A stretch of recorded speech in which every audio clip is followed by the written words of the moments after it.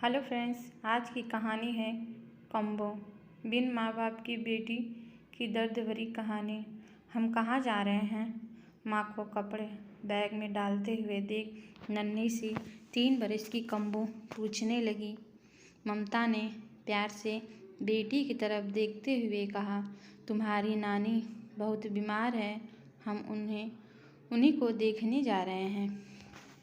तभी कुछ ही देर में तुम्हारे पापा आ जाएंगे तो हम निकल पड़ेंगे। कैलाश के घर आते ही कम्बो पापा पापा आ गए कहकर दौड़ी। ममता और कैलाश अपने ही नाम से निकालकर अपनी बेटी का नाम कमलेश नाम रखा था, लेकिन प्यार से उसे कम्बो ही सब बुलाते थे। कैलाश ने स्कूटी पर बैग रखा और झटपट माँ बेटी सवार हो गई। ममता थोड़ी बड़बड़ाई, मगर गाड़ी कर लेती तो कौन सा खर्चा का पहाड़ टूट पड़ता। अरे एक नहीं 10 जगह फ़ोन किया, सब शादियों में व्यस्त हैं, तू बैठ तो सही अपनी फटफटिया पर, देख तुझे कैसे 1 घंटे में पहुंचाता हूँ। कैलाश का भी अपना ही अंदाज था। छोटी सी मिठाई के डिब्बे बनाने की फैक्ट्री थी। ज़्यादा नहीं, बस गुजारा अच्छे से निकल रहा था। देखते ही देखते स्कूटर हवा से बातें करने लगी। पीछे बैठी ममता ने कहा, धीरे चलाइए जनाब, कहीं मायके पहुंचने के बजाय ऊपर ही ना पहुंच जाएं। दोनों पति पत्नी अपने ही मजाक पर हंसने लगे। कम्बो हमेशा की तरह आगे ही खड़ी थी। तभी कुछ और आगे बढ़े ही थे कि पीछे से तेजी से आते ट्रक का संतुलन बिगड़ गया और कैलाश का स्कूटर देखते देखते एक तेज वेग से जाकर गिरा। तीनों के जिस्म अलग अलग दिशाओं में उड़े। कम्बो एक घास भूस की ढेर पर जा गिरी और 1-2 खरोच के अलावा कोई बड़ी चोट नहीं आई थी। देखते देखते पास की दुकानों से लोग दौड़े चले आए। हादसा बहुत दर्दनाक और भयानक था। पल में एक हंसता खेलता परिवार उजड़ गया था। खबर पाकर पुलिस आई। कम्बो के नाना और मामा दौड़े आए। बेटी और दामाद के मृत शरीर को देखकर पिता की छाती फटने को आई। पिता के गांव में ही दोनों का रीतिपूर्वक दाह संस्कार किया। कैलाश के परिवार में सिवाय दूर के चाचा के अलावा कोई नहीं था। माता पिता दोनों ही छोटी उम्र में चल बसे थे। जाहिर था कम्बो की परवरिश का जिम्मा नाना के ऊपर था। कम्बो को जब देखती तो बीमार नानी को अपनी बेटी याद आती। सदमा ज़्यादा दिन तक सह ना सकी और कुछ महीनों भर में वो भी चल बसी। नाना कम्बो को परवरिश के लिए पूरी तरह बेटा और बहू पर निर्भर थे। बूढ़ा नाना के पास सिवाय चुप रहने के कोई रास्ता नहीं था। 12 बरस तक पहुँचते पहुँचते कम्बो काफ़ी रसोई के काम सीख गई। अब बहुत सी चीज़ें उसे धीरे धीरे साफ नज़र आने लगी कि मामी माँ नहीं है। यह घर वैभव और निकिता का ज़्यादा है और मेरा कम। मेरी जिद पसंद कभी बड़ी बहन तो कभी छोटा भाई के नाम पर दबा दी जाएगी। कम्बो ने बहुत शांत और सरल स्वभाव की लड़की नज़र आने लगी। 15 बरस तक मामी ने ज़्यादातर काम कम्बो के हवाले कर खुद नए नए शौक पाल लिए। घर के काम करने के अलावा कम्बो अपनी पढ़ाई में भी अच्छे से करती थी। स्कूल के सामने के अस्पताल में जब नर्सों को सामने से आता देखती तो ज़रूर उन्हें देखकर मुस्कुराती। ज़्यादा उसे जीवन की दिशाओं का पता नहीं था, लेकिन नर्सों को देखकर उसके मन में भी नर्स बनने की कामना पलने लगी। 18 वर्ष की उम्र तक कम्बो ने अपना स्कूल का सफ़र अच्छे अंकों से पास कर लिया और उसने नाना को अपना लक्ष्य बताया। नाना जानकर बहुत खुश हुए कि कम्बो नर्स बनना चाहती है। लेकिन जैसे ही मामा मामी को इस बात की खबर लगी तो घर में जैसे भूचाल आ गया हो। मालती का स्वर बंद होने का नाम ही नहीं ले रहा था। बाबूजी, यहाँ कोई कुबेर का खजाना दबा है क्या? 4 साल की पढ़ाई, हॉस्टल, किताबें, फीस, जेब खर्च कहाँ से करेंगे हम? पहले से ही हम तो वैभव के कॉलेज के खर्चों से दबे पड़े हैं। कम्बो को 2 साल और अच्छे से घर का काम सीख ले, फिर जाए अपने ससुराल। वहीं जाकर अपने मन का हमेशा जितना मन पड़ा हमने कर दिया, इससे अधिक हमसे ना होगा। मामा की चुप्पी भी पत्नी की बात की सहमति दे रही थी। दूसरे कमरों में बैठी कम्बो के कानों में मामी की पड़ती यह आवाज़ उसके सपनों को दम तोड़ रही थी। मन में कई बार रोई थी, लेकिन आज झरझर बहते आंसुओं को उसने बहने दिया। 20 की दहलीज पर पांव रखते ही सौंदर्य जैसा स्वयं कम्बो के पास चलकर आया हो। लंबा कद, गेहुआ रंग, काले घने बाल, गोल गोल आँखें, पतली सी नाक, फूलों जैसा होठ, सुंदरता की जैसे कोई मिसाल। एक के बाद एक रिश्ते आने शुरू हो गए। कई लड़के देखने के बाद मामा और नाना को सुजीत, जिसका कपड़े का व्यापार था, परिवार के नाम पर सिर्फ माँ थी, स्वभाव, घर बार सब पसंद आया तो धूमधाम से कम्बो का विवाह कर दिया गया। 20 बरस की कम्बो किसी की अर्धांगिनी बन घर आंगन में प्यार के फूल खिलाने चली गई। गुणों की खान कम्बो ने आते ही घर का सारा काम संभाल लिया।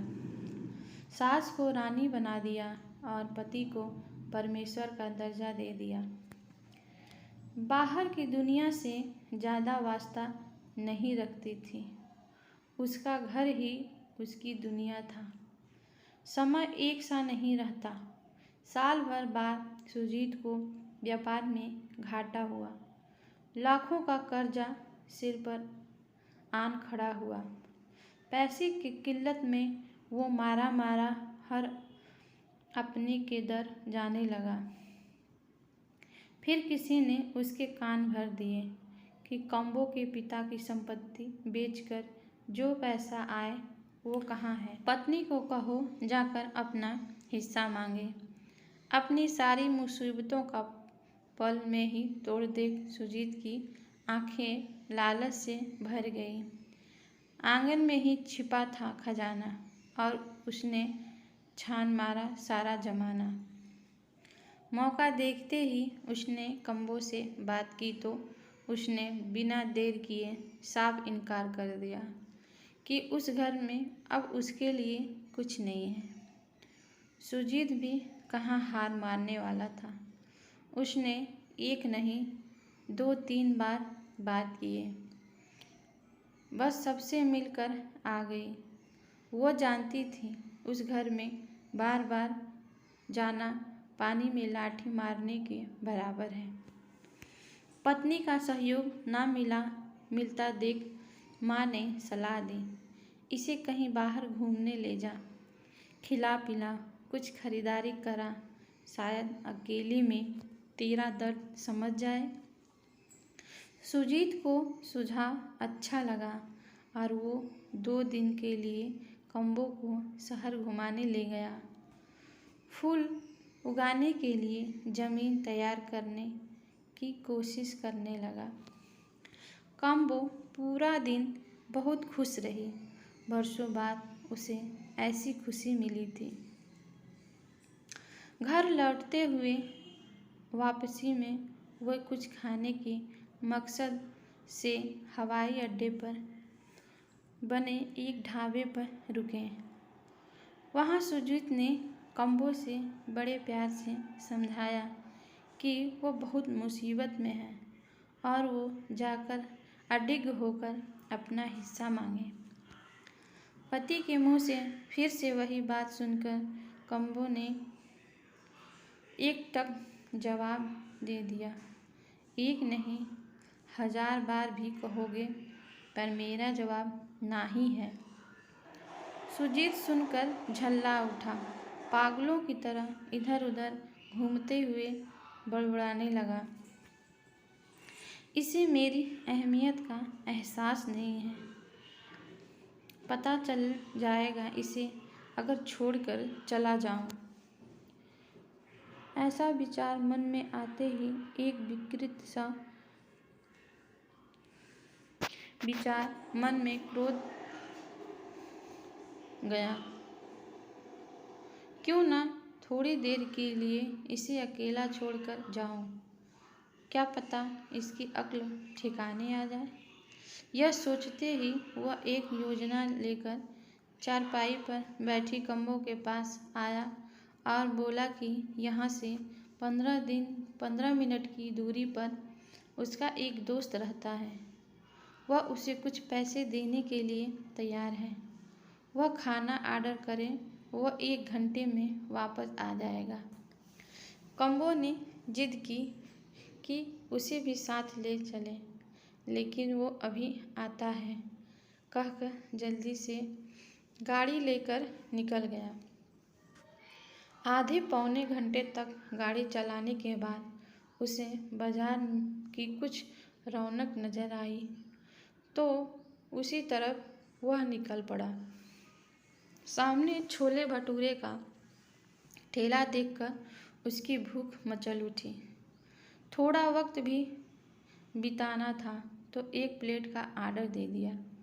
तभी उसके कंधे पर पीछे किसी ने हाथ रखा तो देखा पुराना दोस्त खड़ा था। उसने आग्रह किया कि पैक करवा लेकर चलते हैं, पीछे ही उसका छोटा सा घर है,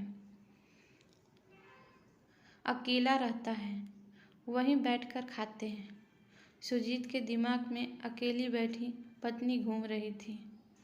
आधे घंटे में ही वो लौट जाएगा, यह सोचकर वो चल दिया। दोस्त के घर अभी गाड़ी में बैठा ही था कि माँ का फ़ोन आया कि अब कब आ रहे हो, 9 बज जाएंगे। यह कहकर फ़ोन गाड़ी में ही रख दिया। सालों बाद मिले यार की आवभगत में दोस्त ने शराब की बोतल भी खोल दी। सुजीत ना करने के बावजूद भी पीता गया।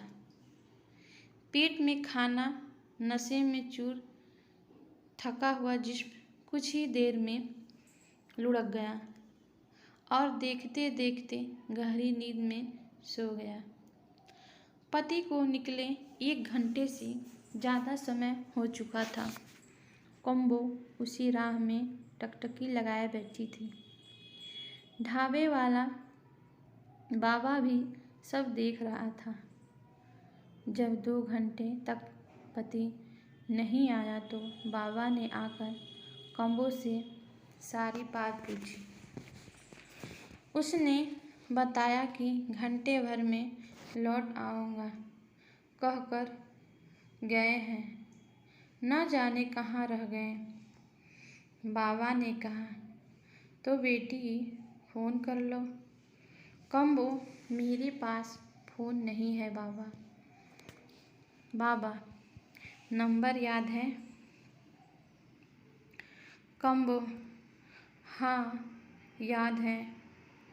बाबा, तो यह लो मेरा फ़ोन और जब तक वो नहीं उठाता निरंतर करती रहो।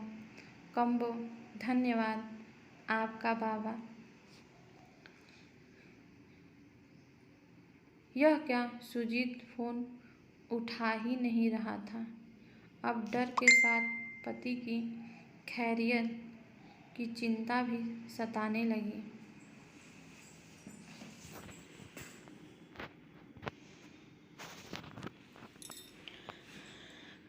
देखते देखते अंधेरा बढ़ने लगा। कुछ और ना सूझा तो उसने अपनी सास को फ़ोन मिलाया तो उसने बताया कि उसकी बात हुई है और वह सही सलामत है और जल्दी ही लौट आएगा, चिंता मत करो। पति सही है यह जान के मन को राहत मिली। फिर यह सब उसने क्यों किया? कहीं उसे सताने के इरादे से तो नहीं? यह ख्याल आते ही कम्बो का दिल बैठ गया।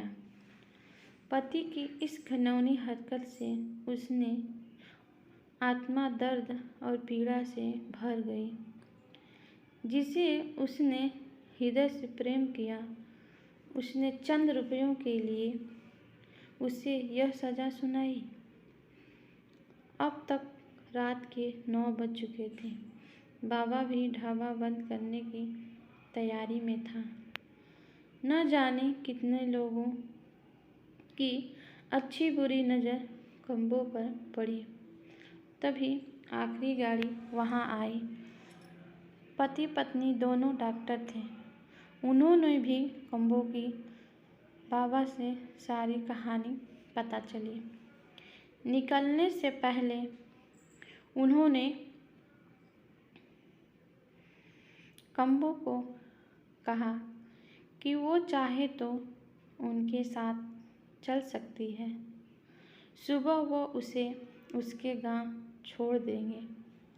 बाबा ने कम्बो को कहा, बेटी तुम सोच लो अच्छे से, वरना मेरे साथ मेरे घर चलो। घर में मेरी पत्नी है, तुम्हें कोई दिक्कत नहीं होगा। कम्बो उठकर गाड़ी तक पहुंची तो सन्न रह गई। खुले शीशे में साफ आवाज़ आ रही थी। लगता है कोई अनपढ़ गवार है। पति बीच राह में ही छोड़ गया है। हम अपने ही घर रख लेंगे। नौकरानी तो हमें भी कब से ढूंढ रहे हैं। डॉक्टर की पत्नी की इस आवाज़ से कम्बो दौड़कर बाबा के पास आई और कहने लगी, बाबा मैं तुम्हारे संग चलूँगी। आधी रात तक बाबा की पत्नी से बातें करती रही। उसे सारे अपने जीवन की कहानी सुनाई। फिर अकेली बैठी सोचती रही। पति ने अंधेरे में छोड़कर हजारों उसके भीतर चेतना के दिए जला दिए थे। कम्बो पहली बार खुद से मिली थी।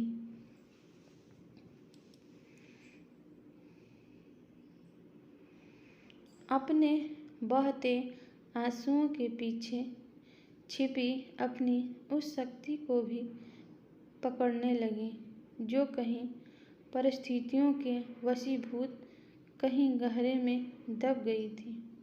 उसने उस रात अपने अस्तित्व और नारीत्व दोनों का सम्मान बचाने की अपने भीतर प्रतिज्ञा ली। वो कम्बो जो दूसरों में अपना सहारा ढूंढती रही, आज वो अपना सहारा खुद बनने को तैयार थी। उधर आधी रात को पति की नींद खुली तो पहला ख्याल उसे कम्बो का आया। डरा और चिंता में उसका शरीर कांपने लगा।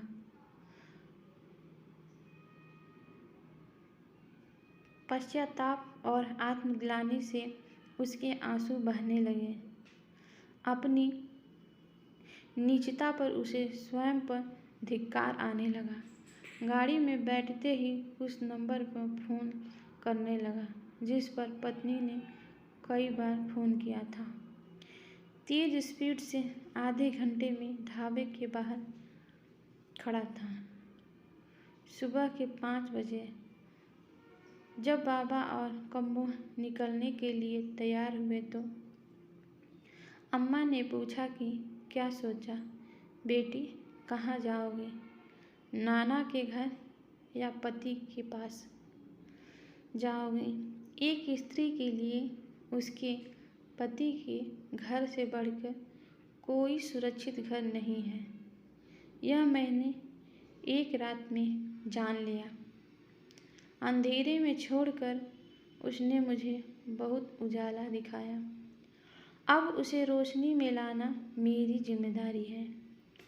एक आत्मविश्वास से भरी कम्बो यह कहकर अम्मा के गले मिलकर चल दी। अम्मा ने आशीर्वाद देते हुए कहा, हमेशा खुश रहो बेटी। बाबा ढाबा पर पति की गाड़ी देख वो बाबा को धन्यवाद देकर गाड़ी की पिछली सीट पर बैठ गई। हफ्ते भर तक सुजीत पागलों की तरह बीवी से माफ़ी के लिए उसके आसपास घूमता रहा और आखिरी एक रात को रो पड़ा।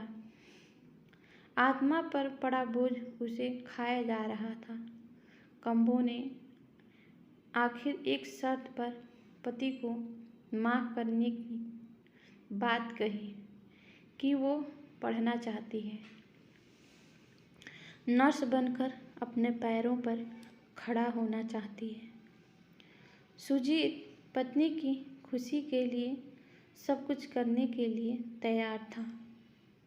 कम्बो को नर्सिंग में दाखिला ही नहीं बल्कि बैंक से शिक्षा ग्रहण करने के लिए लोन भी लिए।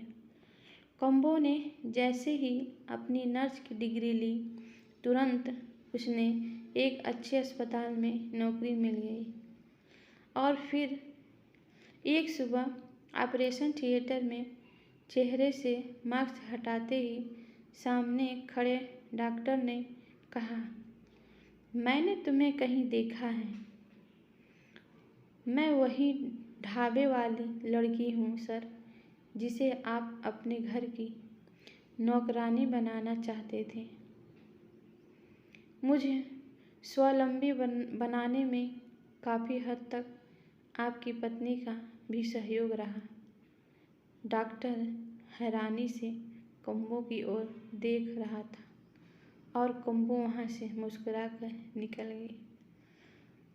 फ्रेंड्स, अगर आपको हमारी कहानी अच्छी लगती है तो हमारे चैनल को सब्सक्राइब करें और वीडियो को लाइक करें।